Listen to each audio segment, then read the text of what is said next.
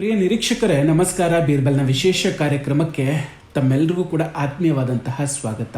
ವೀಕ್ಷಕರ, ರಾಹುಲ್ ಗಾಂಧಿ ಅವರ ಜೊತೆ ಕಾಣಿಸಿಕೊಂಡಿದ್ದಂತಹ ಈಕೆ ಯಾರು? ದೆಹಲಿ ಪೊಲೀಸ್ ಠಾಣೆಯಲ್ಲಿ ರಾಹುಲ್ ಗಾಂಧಿ ಪ್ರತಿಭಟನೆಯನ್ನು ನಡೆಸ್ತಾ ಇದ್ರೆ ಆ ವಿಡಿಯೋಗಳನ್ನ ನೋಡಿದ ತುಂಬಾ ಮಂದಿಗೆ ಈಕೆಯ ಮೇಲೆ ಕಣ್ಣು. ಕಪ್ಪು ಕೋಟು ಧರಿಸಿ ಪೊಲೀಸರಿಗೇನೆ ಪ್ರಶ್ನೆಗಳ ಮೇಲೆ ಪ್ರಶ್ನೆ ಕೇಳ್ತಿದ್ದ ಈ ವಕೀಲೆ ಯಾರು ಹಾಗಾದ್ರೆ? ಇಷ್ಟು ದಿನ ಎಲ್ಲೂ ಕಾಣಿಸಿದಂತಹ ಈಕೆ ಸಡನ್ ಆಗಿ ಇಷ್ಟೊಂದು ಹೈಲೈಟ್ ಆಗ್ತಿರೋದು ಯಾಕೆ? ಆ ನಿಗೂಢ ವಕೀಲೆ ಬಗ್ಗೆ ಈ ವಿಡಿಯೋದಲ್ಲಿ ಮಾತಾಡ್ತಾ ಹೋಗ್ತೀನಿ. ವಿಡಿಯೋವನ್ನ ಕೊನೆವರೆಗೂ ಮಿಸ್ ಮಾಡದೆ ನೋಡಿ. ಇನ್ನೂ ಕೂಡ ನಮ್ಮ ಬೀರ್ಬಲ್ ಚಾನಲ್ ಅನ್ನ ಸಬ್ಸ್ಕ್ರೈಬ್ ಮಾಡಿಲ್ಲ ಅಂದ್ರೆ ಈ ಕೂಡಲೇ ಸಬ್ಸ್ಕ್ರೈಬ್ ಮಾಡಿ ಹಾಗೂ ಬೆಲ್ ಐಕಾನ್ ಅನ್ನ ಕ್ಲಿಕ್ ಮಾಡಿ.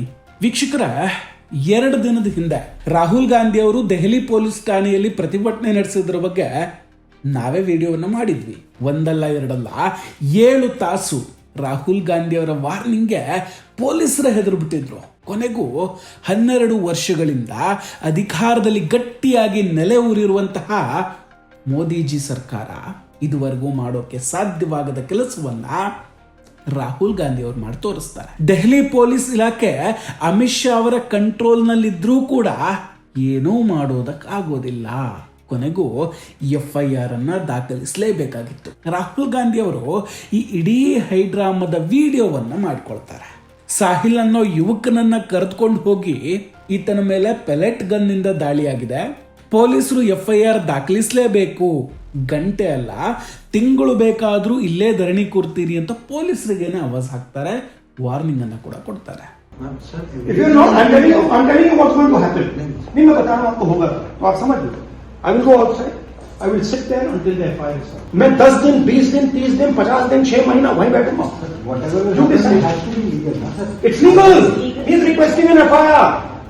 Sir, already submitted. No. He is requesting an individual FIR for this bullet, for the pellet injury. Okay, भैया. Very simple. You are not doing it.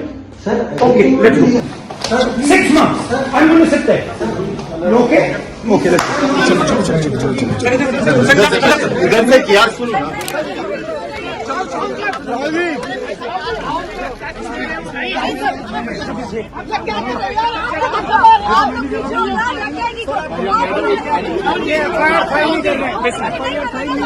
Seriously Rahul Gandhi ಅವರನ್ನ ಈ ವಿಷಯದಲ್ಲಿ ಮೆಚ್ಚಿಕೊಳ್ಳಲೇಬೇಕು. ಇಡೀ ಪ್ರಸಂಗವನ್ನ ವಿಡಿಯೋ ಮಾಡಿಕೊಂಡು ತುಂಬಾ ಅದ್ಭುತವಾಗಿ PR ಮಾಡ್ತಾರೆ. ಕಾಂಗ್ರೆಸ್ನ IT ಸೆಲ್ ಅಂತೂ ಇತ್ತೀಚೆಗೆ ತುಂಬಾ ಸ್ಟ್ರಾಂಗ್ ಆಗಿ ಕೆಲಸ ಮಾಡ್ತಾ ಇದೆ. ರಾಹುಲ್ ಗಾಂಧಿ ಹಾಗೂ ಅವರ ಪಟಾಲಂ FIR ದಾಖಲಿಸುವವರೆಗೂ ಕೂಡ ಬಿಡ್ಲೇ ಇಲ್ಲ. ಕೊನೆಗೆ ದೆಹಲಿ ಪೊಲೀಸರ ಒತ್ತಡಕ್ಕೆ ಮಣಿದು FIR ದಾಖಲಿಸಲೇಬೇಕಾದಂತಹ ಪರಿಸ್ಥಿತಿಗೆ ಬರುತ್ತೆ. ಒಂದು ಅರ್ಥ ಆಗ್ತಿಲ್ಲ, ಕೇಂದ್ರ ಸರ್ಕಾರ ಇಷ್ಟೊಂದು ಸಾಫ್ಟ್ ಆಗ್ತಿದೆ ಯಾಕೆ? ಇತ್ತೀಚೆಗೆ ಎಲ್ಲರಲ್ಲೂ ಈ ಪ್ರಶ್ನೆ ತುಂಬಾ ಕಾಡ್ತಾ ಇದೆ. ಬಿಡಿ, ವಿಷಯ ಅದಲ್ಲ. ಈಗ ಇಡೀ ಪ್ರಸಂಗದಲ್ಲಿ ಒಬ್ಬಾಕೆ ತುಂಬಾ ವೈರಲ್ ಆಗ್ತಾ ಇದ್ದಾರೆ. ಅದು ಅವತ್ತು ರಾಹುಲ್ ಗಾಂಧಿ ಅವರ ಜೊತೆ ಕಪ್ಪು ಕೋಟನ್ನು ಧರಿಸಿ ಬಂದಿದ್ದಂತಹ ವಕೀಲೆ. ಹೆಸರು ಸ್ವಾತಿ ಖನ್ನಾ. ವೀಕ್ಷಕರ, ದೆಹಲಿ ಪೊಲೀಸ್ ಠಾಣೆ ಒಳಗೆ ಬಂದಂತಹ ರಾಹುಲ್ ಗಾಂಧಿ ಅವರು ದೆಹಲಿಯ ಹಿರಿಯ ಪೊಲೀಸ್ ಅಧಿಕಾರಿಗಳ ಎದುರು ನಿಂತು ಯಾವುದೋ ಪುಡಿ ರೌಡಿಗಳು ಆವಾಜ್ ಹಾಕುವಾಗ ಹಾಕ್ತಾ ಇದ್ರು. ಮಜಾ ಏನಂದ್ರೆ, ಪೊಲೀಸ್ ಠಾಣೆಯ ಗೋಡೆಯ ಮೇಲಿರುವಂತಹ ಕೇಂದ್ರ ಗೃಹ ಸಚಿವ ಅಮಿತ್ ಶಾ ಅವರ ಫೋಟೋವನ್ನ ನೋಡಿ ಇನ್ನೂ ಕೇಳ್ಬಿಡ್ತಾರೆ, ನಿಮ್ಮ ಇನ್ಚಾರ್ಜ್ ಅಮಿತ್ ಶಾ ಅವರ ಅಂತ ಕೇಳ್ತಾರೆ. आपके इंचार्ज अमित शाह जी हैं. डिपार्टमेंट को अमित शाह चलाते हैं, तो फिर उनकी फोटो क्यों है यहाँ पे? ಎಂಥ ವಿರೋಧ ಪಕ್ಷದ ನಾಯಕ ನೋಡಿ. ದೆಹಲಿ ಪೊಲೀಸ್ ಇಲಾಖೆ ಅಮಿತ್ ಶಾ ಅವರ ಕಂಟ್ರೋಲ್ನಲ್ಲಿರುತ್ತೆ ಅನ್ನೋದು ಕೂಡ ಗೊತ್ತಿಲ್ಲದೆ ಹೋಯ್ತಾ ರಾಹುಲ್ ಗಾಂಧಿ ಅವರಿಗೆ. ಇದ್ಯಾವುದೂ ಗೊತ್ತಿಲ್ಲದ ಮುಟ್ಟಾಳರು ರಾಹುಲ್ ಗಾಂಧಿ ಅವರ ಆವಾಜ್ ಹಿಂಗಿತ್ತು ಅಂತ ಹೊಗಳೋದು ಬೇರೆ. ಆದರೆ ಆಗ್ಲೇ ಹೇಳ್ದಂಗೆ ಒಂದಂತೂ ಒಪ್ಕೊಳ್ಳೇಬೇಕು, ರಾಹುಲ್ ಗಾಂಧಿ ಅವರ PR ಟೀಮು ತುಂಬಾ ಅದ್ಭುತವಾಗಿ ಕೆಲಸ ಮಾಡ್ತಾ ಇದೆ. ನೋಡಿ, ರಾಹುಲ್ ಗಾಂಧಿ ಮತ್ತು ಸಂತ್ರಸ್ತ ಯುವಕ ಅಂತ ಹೇಳಲಾಗುವ ಈ ಸಾಹಿಲ್ ಜೊತೆಗೆ ಆತನ ತಾಯಿ ಒಂದೇ ಕಾರಿನಲ್ಲಿ ಒಟ್ಟಿಗೆ ಪ್ರಯಾಣ ಮಾಡ್ತಾರೆ. ಕಾರಿನ ಹಿಂಬದಿಯ ಸೀಟ್ನಲ್ಲಿ ರಾಹುಲ್ ಗಾಂಧಿ ಈ ಸಾಹಿಲ್ ಹಾಗೂ ಆತನ ತಾಯಿಯ ಜೊತೆ ಮಾತಾಡ್ತಾ ಬರ್ತಾರೆ. ಅದರಲ್ಲೂ ಸಾಹಿಲ್ ಭುಜದ ಮೇಲೆ ಕೈ ಇಟ್ಕೊಂಡು ತುಂಬಾ ಪ್ರೀತಿ ಮತ್ತು ಕಾಳಜಿಯನ್ನು ತೋರಿಸ್ತಾರೆ, ಧೈರ್ಯವನ್ನು ತುಂಬುತ್ತಾರೆ. ಅನ್ಯಾಯ ಆಗಿದೆ ಅಂತ ಎಲ್ಲರಲ್ಲೂ ಬಿಂಬಿಸುವಂತಹ ಪ್ರಯತ್ನವನ್ನು ಮಾಡ್ತಾರೆ. ಒಟ್ಟಿನಲ್ಲಿ ಜನರನ್ನು ನಂಬಿಸೋದಕ್ಕೆ ಏನು ಬೇಕೋ ಅದನ್ನು ತುಂಬ ಅಚ್ಚುಕಟ್ಟಾಗಿ ಮಾಡ್ತಾರೆ. ಈ ವಿಡಿಯೋವನ್ನು ಸಂಪೂರ್ಣವಾಗಿ ನೋಡಿದ್ರೆ ಎಂಥವರಿಗಾದರೂ ವಾಹ್ ರಾಹುಲ್ ಗಾಂಧಿ ಅಂತ ಅನಿಸದೇ ಇರೋದಿಲ್ಲ. ಈಗ ವಿಷಯಕ್ಕೆ ಬರೋಣ. ಈ ಇಡೀ ಪ್ರಕರಣದಲ್ಲಿ ತುಂಬ ಗಮನ ಸೆಳೆದಿದ್ದು ಅಂದರೆ ಈ ವಕೀಲೆ ಸ್ವಾತಿ ಖನ್ನಾ. ಅಷ್ಟಕ್ಕೂ ಯಾರು ಈ ಸ್ವಾತಿ ಖನ್ನಾ? ಪೊಲೀಸ್ ಠಾಣೆಯ ಒಳಗೆ ಹಿರಿಯ ಅಧಿಕಾರಿಗಳ ಎದುರು ದಾಖಲೆಗಳನ್ನು ಹಿಡಿದು ಮಾತಾಡುವಂತಹ ಈಕೆ ದೆಹಲಿ ಹೈಕೋರ್ಟ್ನ ಪ್ರಸಿದ್ಧ ವಕೀಲೆ. ದೆಹಲಿ ವಿಶ್ವವಿದ್ಯಾಲಯದಿಂದ ಅರ್ಥಶಾಸ್ತ್ರದಲ್ಲಿ ಪದವಿಯನ್ನ ಪಡೆದ ನಂತರ ಅದೇ ವಿಶ್ವವಿದ್ಯಾಲಯದಿಂದ ಕಾನೂನು ಪದವಿಯನ್ನು ಮುಗಿಸ್ತಾರೆ. ನಂತರ ವಿಶ್ವದ ಅತ್ಯಂತ ಪ್ರತಿಷ್ಠಿತ ವಿದ್ಯಾಸಂಸ್ಥೆಯಾದಂತಹ ಲಂಡನ್ ಸ್ಕೂಲ್ ಆಫ್ ಎಕನಾಮಿಕ್ಸ್ನಿಂದ ಕಾನೂನಿನಲ್ಲಿ ಸ್ನಾತಕೋತ್ತರ ಪದವಿ LLM ಪದವಿಯನ್ನು ಪಡೆದುಕೊಳ್ತಾರೆ.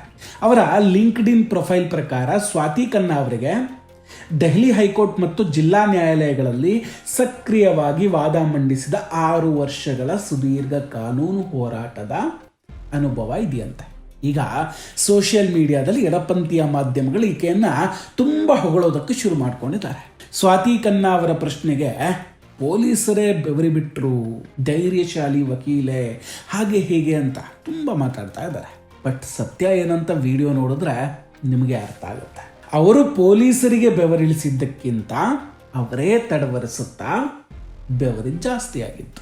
ऑफिस गई है, डीसीपी ऑफिस से वहाँ जाएगी और डीसीपी ऑफिस से वहाँ पे फर्दर फॉरवर्डिंग लेटर बनेगा, फिर वो जाएगी CP office. Sir CP office से जाएगी. आई गेट योर प्रोसीजर, पर 500 मीटर दूर डीसीपी ऑफिस में आप मेरे को आयो नहीं अलॉट कर पा रहे. आप आयो उसी टाइम अलॉट होता है. अलॉट तो वहाँ जाएगी जब होगा ना. कितना टाइम लगेगा जाने में? हम नहीं, डीसीपी ऑफिस में क्या करना है? ಹಾಗೆ ಈ ಸ್ವಾತಿ ಖನ್ನಾ ಅಪ್ಪಟ ಕಾಂಗ್ರೆಸ್ ಕಾರ್ಯಕರ್ತೆ. ಮೋದಿಜಿ ಸರ್ಕಾರದ ವಿರುದ್ಧ ಸಾಕಷ್ಟು ಪ್ರತಿಭಟನೆಯಲ್ಲಿ ಕಾಣಿಸ್ಕೊಂಡಿದ್ದಾರೆ ಕೂಡ. CAA NRC ಅನ್ನು ವಿರೋಧಿಸಿ ಹೋರಾಟವನ್ನು ಕೂಡ ನಡೆಸಿದ್ರು. ಈಗ ಸಾಹಿಲ್ ಪರವಾಗಿ ವಕಾಲತ್ತನ್ನು ವಹಿಸಿಕೊಂಡಿದ್ದಾರೆ. ಸೊ ಎಲ್ಲವೂ ಕೂಡ ಮ್ಯಾಚ್ ಫಿಕ್ಸಿಂಗ್. ಇನ್ನೊಂದು ಕಡೆ ಈಗ ಸಿಕ್ಕಾಪಟ್ಟೆ ವೈರಲ್ ಆಗ್ತಾ ಇರುವಂತಹ ಮತ್ತೊಂದು ವಿಡಿಯೋ ಅಂದ್ರೆ ಇದು.